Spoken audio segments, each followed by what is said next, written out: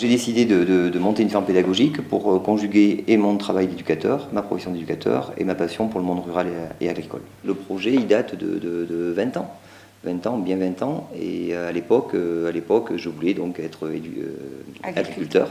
Mon grand-père qui avait une petite ferme de même pas 20 hectares, et il y a 20 ans de ça, les petites fermes, elles étaient dures au niveau pour leur survie économique, et du coup il s'était un petit peu opposé au fait que je reprenne l'exploitation et que je parte en formation agricole.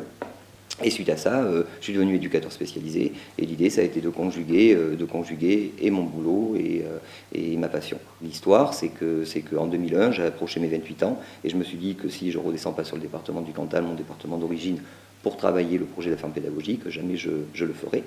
Donc j'ai demandé un poste dans une structure au sein de l'ADAPI du Cantal, en internat, pour travailler le matin et le soir auprès d'enfants déficients intellectuels, et avoir du temps toute la journée pour travailler sur le projet de la ferme. J'ai monté une association qui s'appelait PCFP Cantal, projet de création de ferme pédagogique pour le département du Cantal, qui était composé d'éducateurs, animateurs, enseignants, d'agriculteurs aussi. Agriculteurs, et pendant 3 ans, on a écrit le projet de la ferme. On a eu l'idée de le proposer aux communautés de communes du département. À ce jour, la communauté de communes est propriétaire des murs, du foncier, a réhabilité tous les bâtiments, construit tous les bâtiments nécessaires à l'activité, et nous, on est locataires, on est gérants, on est travailleurs indépendants au niveau de notre ferme pédagogique, et on paye un loyer qui correspond à l'emprunt qu'a contracté la communauté de communes.